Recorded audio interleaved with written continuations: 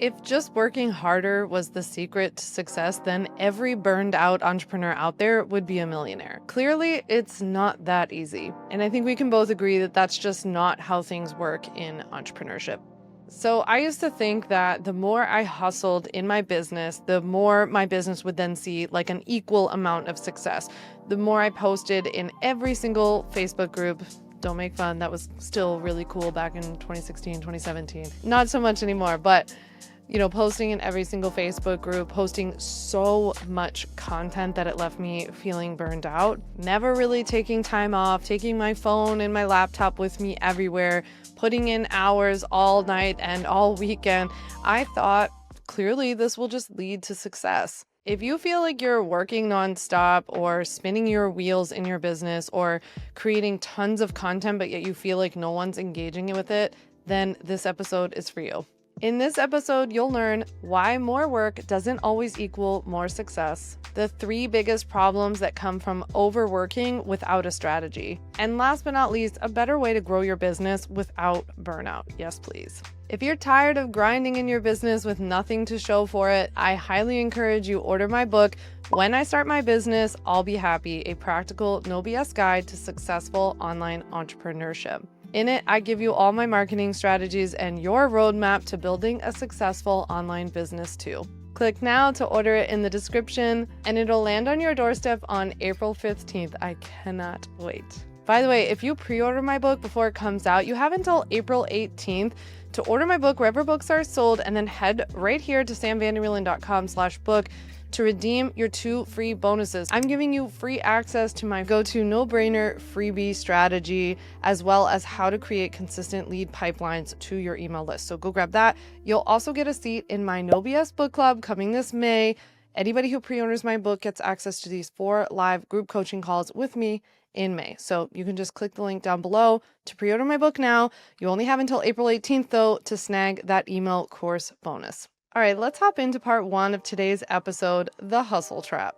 So why do we believe that more work or more hustle will equal success, or maybe even guarantee success? I think there are 2 things going on. One is that when you go to start an online business or spend really any amount of time on social media, you're almost immediately hit with all of this messaging about how easy it is, right? About how if you just do X, Y, and Z, it's easy. You'll be guaranteed 10K months or 10K followers or 10K subscribers, whatever it is, right? But in reality, these strategies, first of all, are not one size fits all, but they also take time to kick in. And because you keep getting hit with all of these different messages as you consume different people's content online, you just kind of run around like crazy, gathering up all these different strategies and never really either following through with any of them long enough to see whether they work, or not looking at the data to know whether or not they work. And what you really need to do is get familiar with, why does something work for you or not work for you? How do you interpret your own data? What is the data telling you? Not what somebody else is telling you about what's worked for them, maybe, if they're being honest. So we've got that messaging problem and kind of like the inundation of messaging, but we also have the glorified hustle, right? And so a lot of times there are entrepreneurs you might come across who inspire you to build a business, and you see them working all the time, them not maybe taking care of themselves, them going out and trying every different strategy under the sun, pumping out tons of content. And you think, hey, they're successful, so therefore I have to do whatever they do and then I'll be successful too. But all that does is lead you down burnout city. There's also this very rightful fear of being left behind, or even some FOMO of missing out on certain things. So maybe you see certain strategies or some platform gets really popular and you think, I've got to be there because if I'm not there, then I'm going to be left behind. My business isn't going to be successful. And all of this does in an online world where things are based on algorithms and platforms and apps that come and go, is that it leads you just running around like crazy, chasing down all these different strategies and not following a simple plan that actually works for you. For the first few years when I started my business, like I said, I was posting all over the place, but I was also creating a ton of content, original content on every single platform. So not creating one piece of content and repurposing it, but actually creating content for pretty much every single platform that was available at the time. And I was especially spending a ton of time on Instagram stories at the time, which was really popular. And at the time, one of the strategies or like tactics that was really popular was sharing a lesson on Instagram stories, like a daily lesson for your audience, right? So I'm a lawyer who teaches online business owners how to legally protect their online businesses. So I was going on there giving a legal tip or breaking down a contract or sharing some kind of legal thing that they needed to know. And in doing so, I was putting out a ton of content. In addition to all the other content I was actually posting on the platform.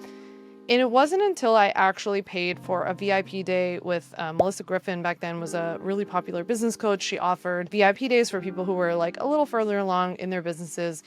And as I was starting to hit this peak of, very consistent $10,000, $20,000 months in my business, but couldn't break through anything more at the time, I booked one of these days with Melissa.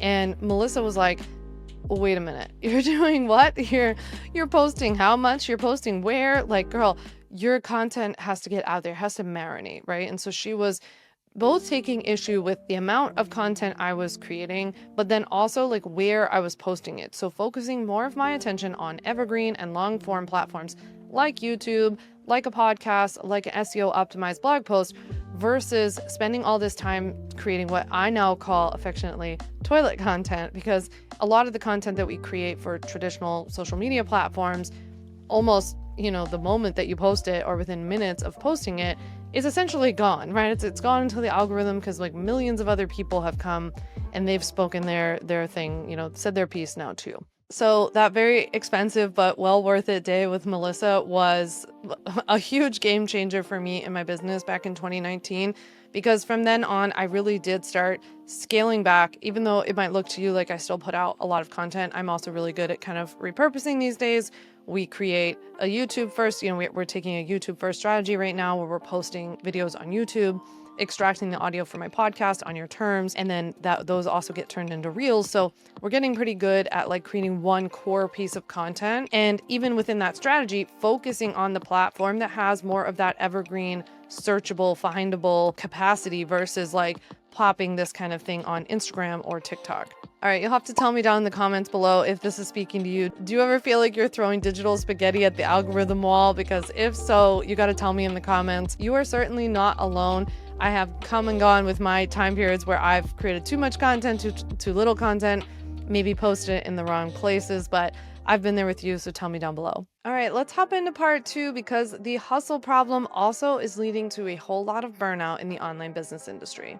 I don't know about you, but when I'm overworked or even just spending too much time on social media or doom scrolling on my phone, it's like somebody poured water over my creativity if it was a fire. It leaves me completely burnt out. I get really overwhelmed really easily, can't make any decisions. I definitely get decision fatigue and then don't end up making things move forward.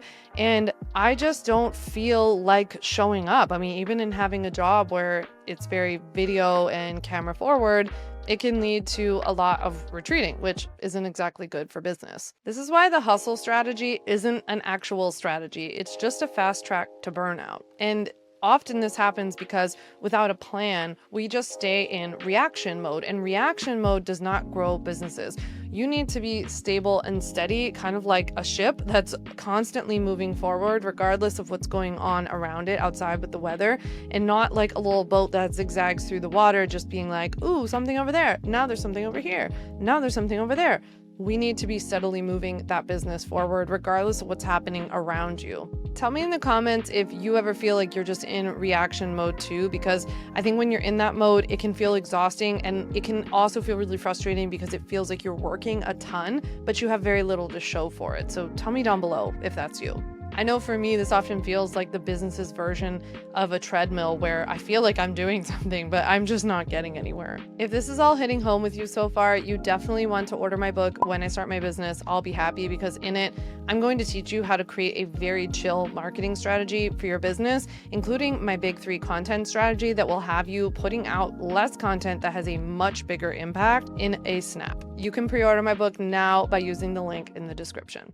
Okay, so speaking of feeling like you're doing tons and tons of work but don't really have anything to show for it, let's go over why your business isn't growing if you're already working a ton. You might be working too much in your business and not on your business. So it's very common entrepreneur mistake to get caught up in these little minute tasks or doing a lot of tasks that take up a lot of time but don't actually move your business forward. And what I really want you to focus on, and what I wrote so much about in my book, was about working on the bigger picture marketing strategies that take a little time to set up. But honestly, once you set up things like your big three content strategy and a funnel and your sequences, these are all things that are going to consistently pull in the right leads that would become customers in the future. And they will do that all the time, whether you are working or on vacation or you're just resting or taking a little tea moment, which I've been trying to do in the afternoons lately.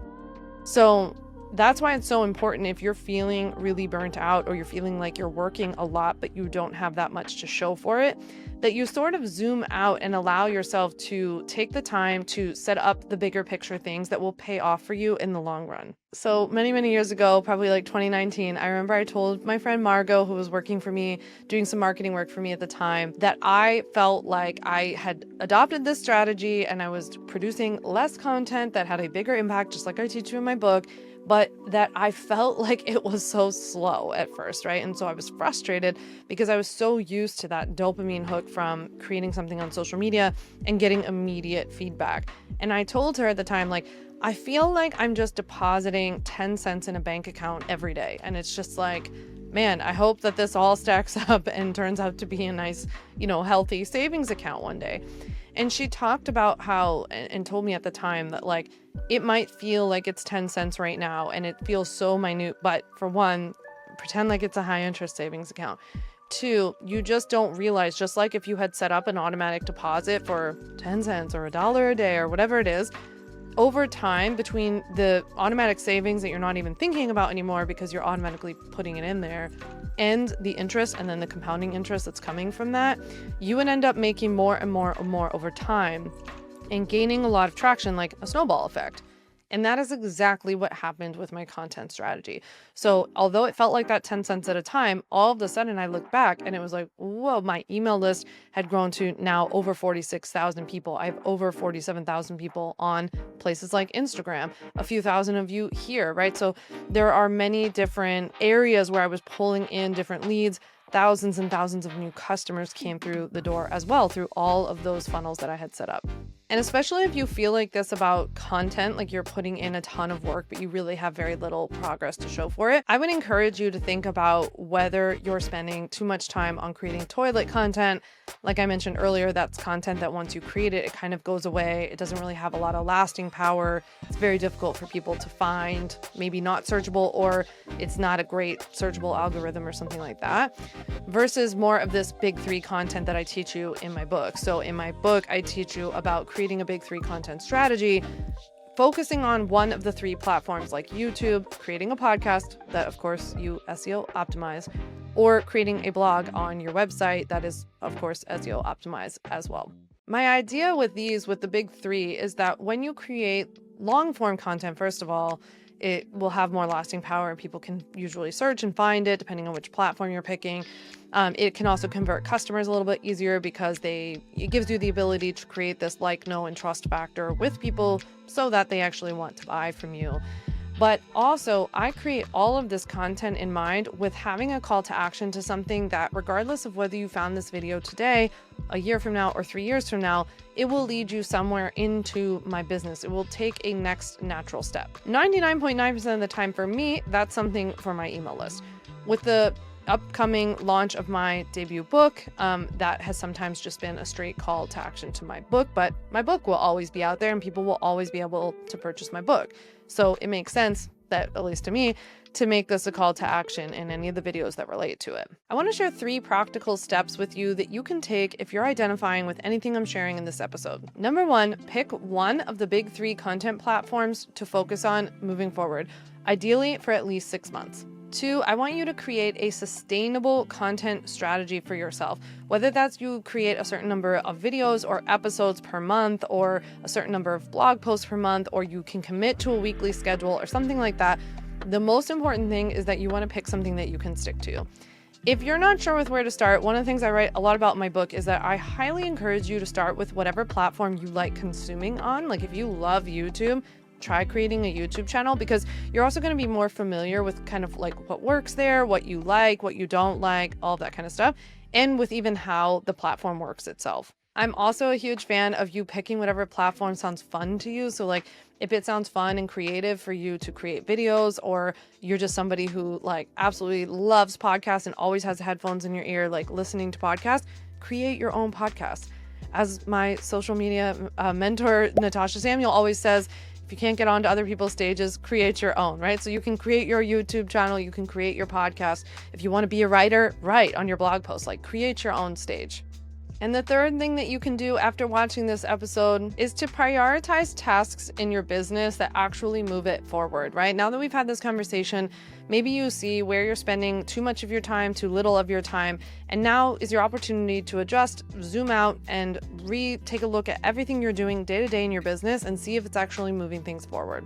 If you haven't yet, go back and watch these 3 parts of the Happy Trap series that I've posted this month, talking about why you don't need more followers, for example, to grow your business, how your business is not going to be the key to your happiness, and why the myth that there's only one right way to build a business is keeping you stuck. All right, before you leave a comment letting me know if this video was helpful. Make sure you like the video and subscribe so you get all of my future videos, including next week's, where we're going to learn how to reflect on the last quarter in order to plan a more successful next quarter in your business. See you then.